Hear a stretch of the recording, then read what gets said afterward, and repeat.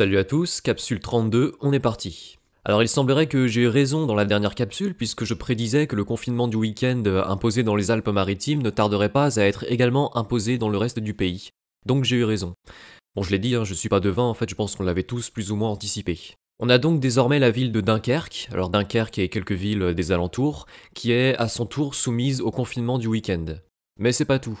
À Paris, Anne Hidalgo a tenté de faire passer un confinement total de 3 semaines, et dans la foulée, on a eu il y a quelques jours une allocution de Castex, dans laquelle on a appris que 20 départements étaient considérés comme des zones à risque, et que des décisions pourraient être prises d'ici au 6 mars. Et par décision, on entend évidemment un renforcement des mesures sanitaires, donc vraisemblablement, une fois de plus, un confinement du week-end.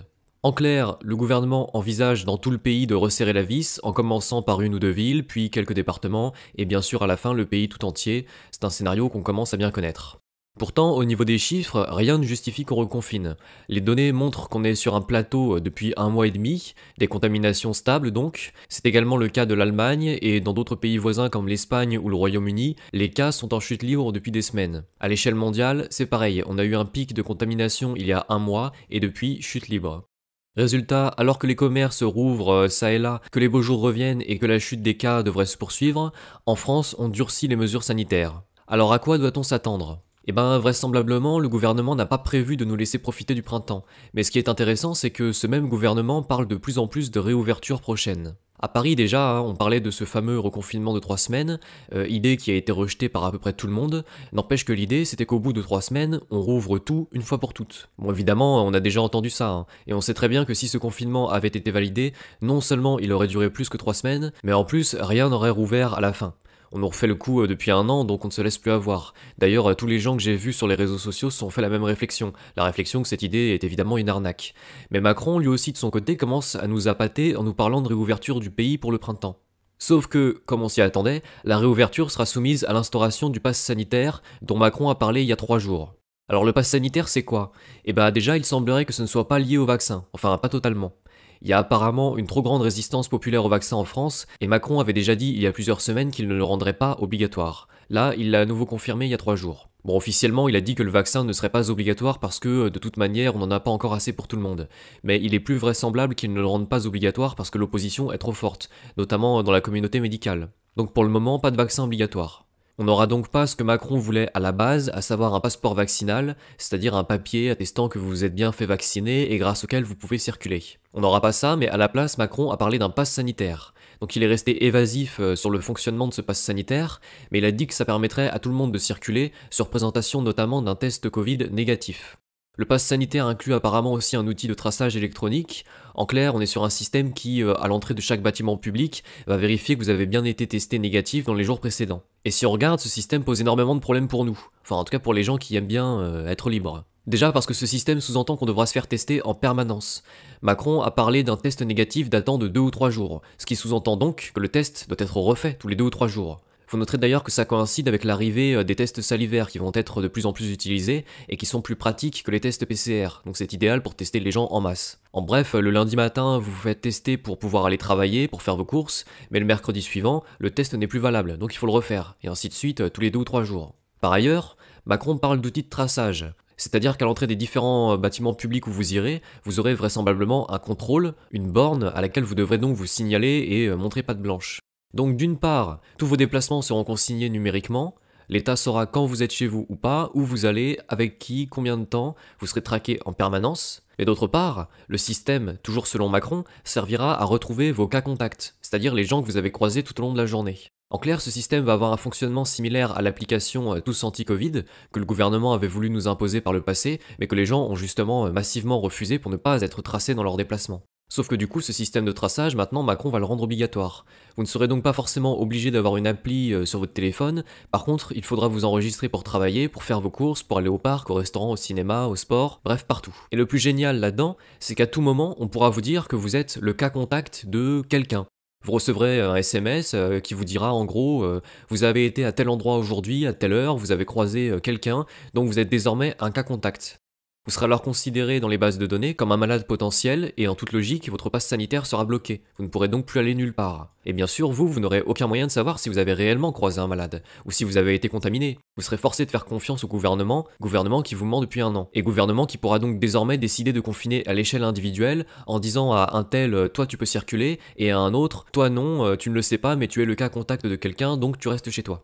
Bon alors certains diront que j'interprète trop l'annonce de Macron sur le pass sanitaire, mais personnellement je reste fidèle à ma manière de penser habituelle, à savoir, puisque le gouvernement a les moyens de le faire, pourquoi s'abstiendrait-il, vu le pouvoir que ça lui donne? Avec un outil pareil, le gouvernement peut tout savoir sur vous et décider de vous interdire l'accès à n'importe quel lieu public, à vous précisément. Alors bien entendu, toutes ces choses, si elles se font, elles se feront progressivement, et elles seront aussi rendues possibles grâce à toute une part de la population qui s'empressera de tout accepter pourvu qu'on lui rouvre les restaurants et les cinémas. Si vous dites à certains, faites un petit test salivaire, passez par la petite borne électronique et vous pourrez circuler où vous voulez, ces gens accepteront immédiatement et verront ça comme un assouplissement des règles, comme quelque chose de positif. Pour le faire accepter encore plus facilement, le gouvernement pourrait même, pour un temps, annuler l'obligation des masques, et bien sûr annuler le couvre-feu. Donc plus de masques, plus de couvre-feu, ni de confinement, tout ça à la simple condition de se faire biper à l'entrée d'un restaurant, là vous avez forcément des millions de Français qui vont accepter immédiatement. Et puis ensuite, 1 mois plus tard, il suffira de prétexter une hausse des cas ou un énième variant, et les masques ou le couvre-feu redeviendront obligatoires en plus du pass sanitaire. Bon, en clair, il sera pas forcément compliqué pour le gouvernement de convaincre une bonne partie de la population grâce aux méthodes habituelles, à savoir la progressivité des mesures, qu'on instaure donc petit à petit sans faire de vagues, et puis cette espèce d'échange auquel on est habitué aussi, du genre une contrainte en échange d'une liberté. Ici, un traçage numérique en échange du droit d'aller au cinéma. Et puis on a aussi vu avec Bruno Le Maire il y a quelques semaines que le gouvernement pouvait menacer les commerces. Bruno Le Maire avait dit début février que les restaurants qui tenteraient d'ouvrir illégalement se verraient supprimer leurs aides. Il faut donc s'attendre à ce que le gouvernement fasse à nouveau pression sur eux. Il pourra leur dire par exemple, aux restaurants comme au cinéma et tous les autres lieux publics actuellement fermés, le gouvernement pourrait leur dire: vous installez une borne numérique à l'entrée de votre commerce, sinon non seulement vous ne rouvrirez pas, mais en plus on vous coupera vos aides. Tandis qu'à l'inverse, les commerces les plus dociles seront aidés davantage. Alors officiellement pour soutenir leur redémarrage, officieusement pour les encourager à se soumettre. Enfin, on peut encore imaginer de nouvelles mesures, parce qu'on dit que l'entrée des lieux publics sera soumise à un pass sanitaire pour prouver que vous êtes en bonne santé, mais il faut bien que les gens malades continuent à vivre. Les gens malades ou ceux qui refuseront de se soumettre à un traçage numérique. On peut donc imaginer en plus de tout ça des créneaux horaires réservés aux gens sains et des créneaux réservés aux autres. Alors les restaurants, les cinémas sont interdits aux gens qui refusent le pass sanitaire, mais puisqu'on ne peut pas encore leur interdire à ces gens-là de faire leurs courses, on leur dira bientôt qu'ils ont le droit au supermarché, mais uniquement tel jour, de telle heure à telle heure. On leur imposera, sous prétexte de lutte contre le virus, de ne pas entrer en contact avec les populations saines, comprenez donc ici les populations complètement soumises à la dictature sanitaire et désormais dictature numérique. Bon voilà, je suis peut-être parti un petit peu loin, mais j'ai pas l'impression d'avoir dit d'énormité, vu ce dont notre gouvernement est capable. On sait très bien que le gouvernement veut un contrôle total de la population et que ce contrôle passe par un traçage numérique.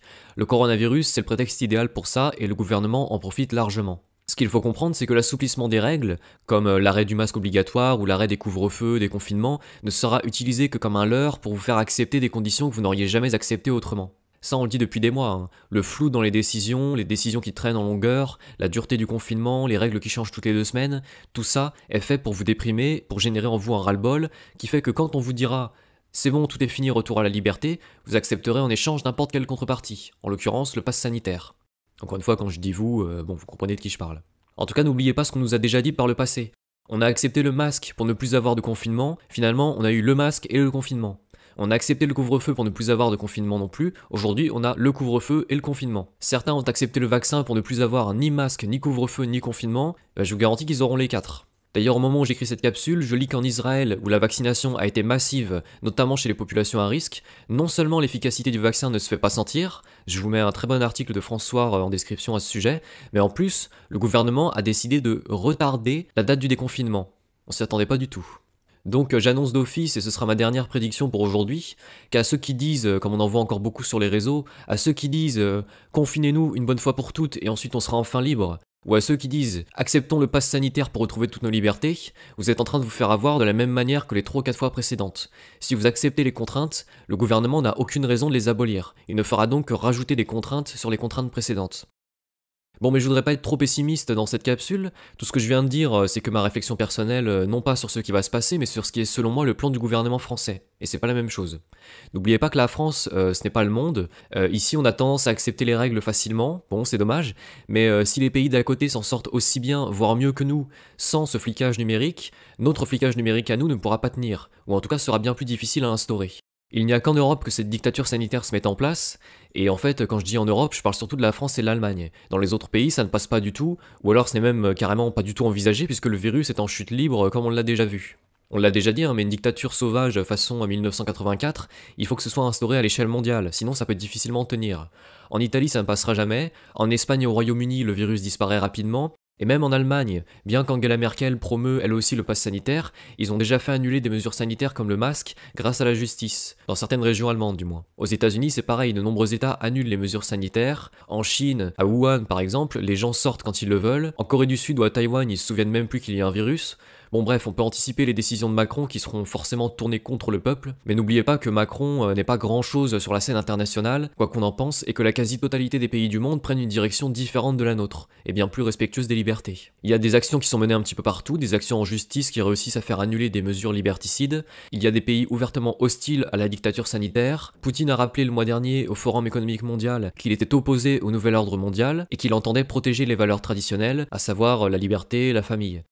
Bon bref, ne faites pas l'erreur qu'on fait facilement quand on écoute trop les médias, l'erreur de croire que le monde entier pense comme la France et qu'il n'y a pas d'échappatoire, que c'est le vaccin ou la mort. Quand on regarde de plus près, on voit en fait que la France est très isolée dans sa gestion du virus et que ses résultats en termes de mortalité sont d'ailleurs parmi les plus mauvais à l'échelle mondiale. Et ça tend, toujours à l'échelle mondiale, ça tend à discréditer Macron et sa politique autoritaire. Donc voilà, on va s'arrêter là pour aujourd'hui. Je redis donc si c'est nécessaire que mes petites prédictions du jour sont surtout là pour vous donner des pistes, pour vous inciter à analyser les futures décisions sanitaires en France ou ailleurs, et surtout à chercher l'arnaque lorsqu'on nous annoncera un retour à la liberté.